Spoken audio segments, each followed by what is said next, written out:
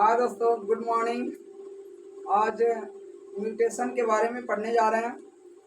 और अगर मेरे चैनल पर पहली बार आए हैं तो सब्सक्राइब करें, लाइक लाइक करें और शेयर भी दोस्तों के बीच में करें। तो आइए जानते हैं म्यूटेशन है क्या। म्यूटेशन को हिंदी में बोला जाता है उत्परिवर्तन। और म्यूटेशन को पता लगाने वाले जो साइंटिस्ट है उनका नाम है हुगो डिब्रीज। कितना ईस्वी में खोज किए हैं? 1901 ईस्वी में। किस प्लांट पे स्टडी किए? तो इवनिंग प्राइमरोज के पौधों पर स्टडी किए। उसे क्या कहा जाता है? इनोथीरा लेमार्कियाना। एग्जाम में 1 नंबर का सवाल यहाँ पे आता है कि म्यूटेशन का खोज कब और किसने किया था। तो आपको याद रखना, हुगो डिब्रीज 1901 ईस्वी में। किस प्लांट पर किया था? तो इवनिंग प्राइमरोज। अगर इवनिंग प्राइमरोज नहीं दिया हुआ है ऑप्शन में तो ओनोथीरा लेमार्कियाना जरूर रहेगा।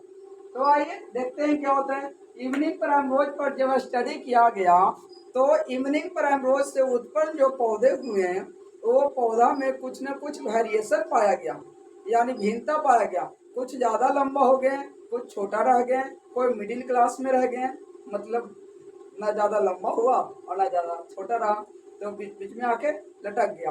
तो यही परिवर्तन को हुगो डिब्रीज ने कहा म्यूटेंट। इस परिवर्तन को म्यूटेंट नाम रखा गया दोस्तों, और इसी स्थिति को कहा जाता है म्यूटेशन। अब म्यूटेशन को समझते हैं कि म्यूटेशन कितने टाइप के होते हैं। एक होता है क्रोमोसोमल म्यूटेशन और एक दूसरा होता है जीन म्यूटेशन या पॉइंट म्यूटेशन।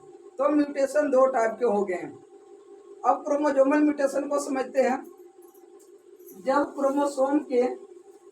क्रोमोसोम के संख्या और संरचना में परिवर्तन होता है, जब क्रोमोसोम के संख्या और संरचना में परिवर्तन होगा तो उसे कहा जाएगा क्रोमोसोमल म्यूटेशन। संख्या मतलब मनुष्य के बॉडी में 46 क्रोमोसोम है और अगर इसमें परिवर्तन हुआ तो ये हो गया 44। संरचना में परिवर्तन हो गया तो यही परिवर्तन को कहा गया क्रोमोसोमल म्यूटेशन। समझ में आया तो आप लाइक कीजिए।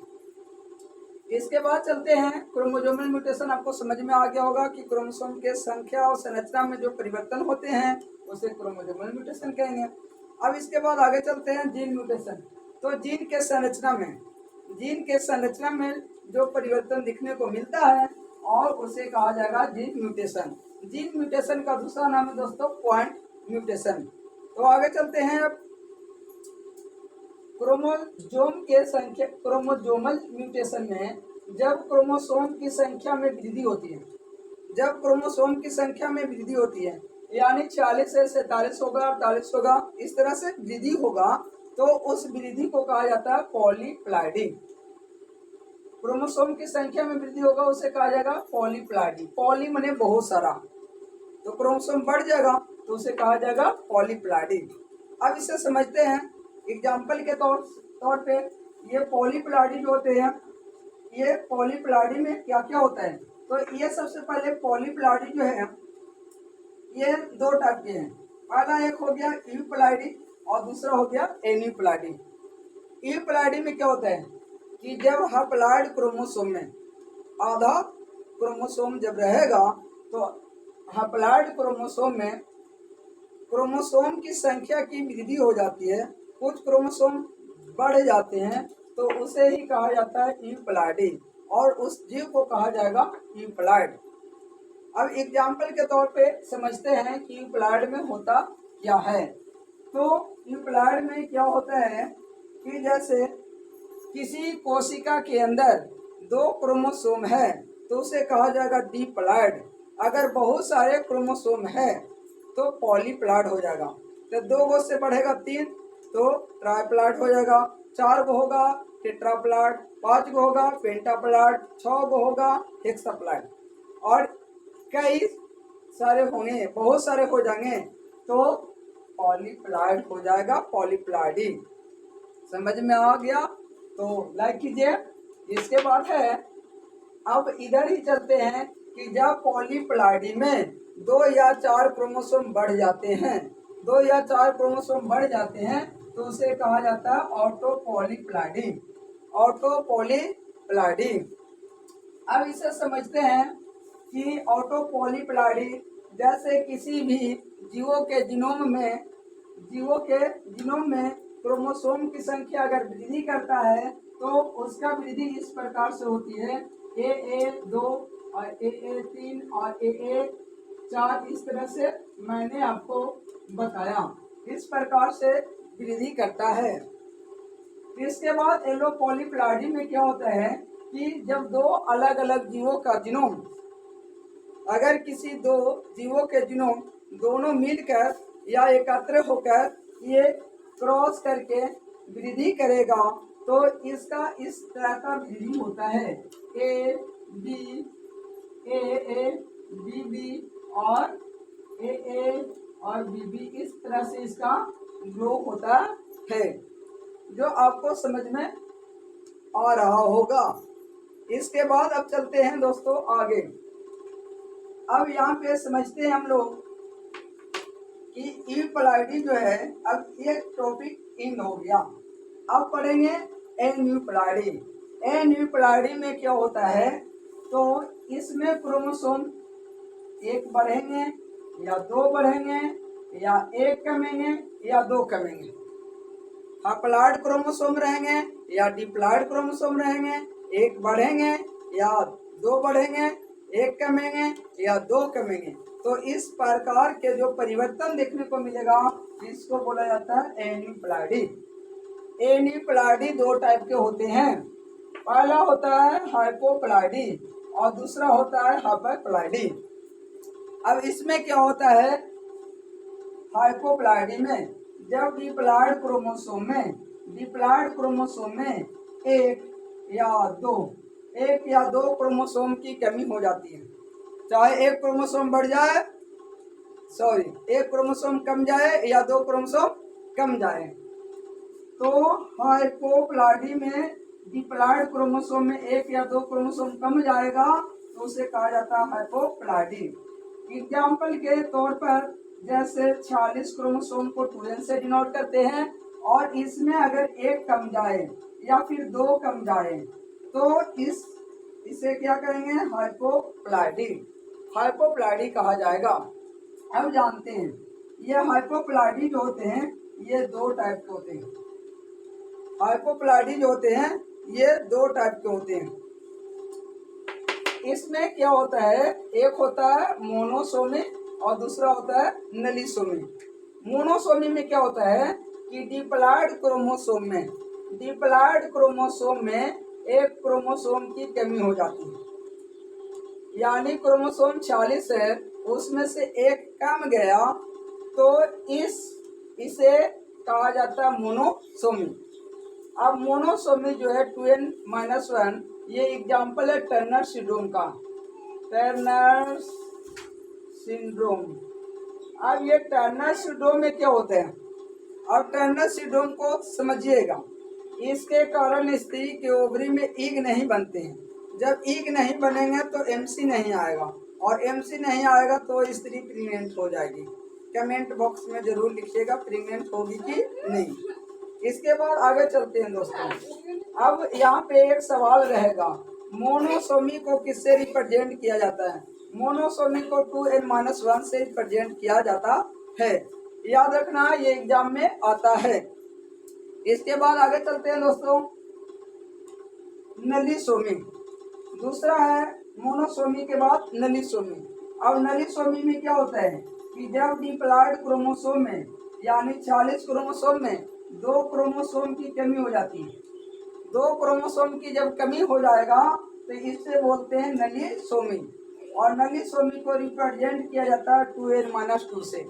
2n-2 जो है ये नलीसोमी का एग्जाम्पल है और 2n-1 जो है ये मोनोसोमी का एग्जाम्पल है और इसे दूसरा नाम है टर्नर सिंड्रोम। इसके बाद चलते हैं दोस्तों हाइपरप्लाइडी। अब ये हाइपरप्लाइडी में क्या होता है, इसमें क्रोमोसोम एक बढ़ जाए या दो बढ़ जाए, इसमें क्रोमोसोम एक या दो क्रोमोसोम की वृद्धि हो जाती है।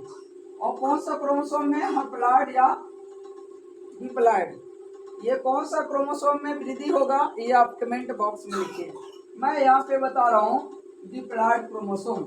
जब डिप्लॉइड क्रोमोसोम में डिप्लॉयड क्रोमोसोम में एक क्रोमोसोम या फिर दो क्रोमोसोम की वृद्धि हो जाती है, एक या दो क्रोमोसोम की वृद्धि हो जाती है, तो यही वृद्धि को कहा जाता है हाइपरप्लॉइडी। हाइपरप्लॉइडी, हाइपर मतलब बढ़ गया और हाइपो मने घट गया। इसमें एक या दो क्रोमोसोम घट गया था तो नाम पड़ गया था हाइपोप्लॉइडी। और इसमें क्या हो रहा है, तो एक या दो क्रोमोसोम की वृद्धि हो रही है, तो जब ये बढ़ जाएगा तो ये कहलाएगा हाइपरप्लॉइडी। अब दोस्तों समझते हैं हाइपरप्लॉइडी कितने टाइप के होते हैं, तो तीन टाइप के होते हैं। पहला होता है ट्राइसोमी, दूसरा होता है डबल ट्राइसोमी और तीसरा होता है टेट्रासोमी। तो आइए एक एक करके हम लोग जानते हैं। ट्राइसोमी में क्या होगा, जब डिप्लॉयड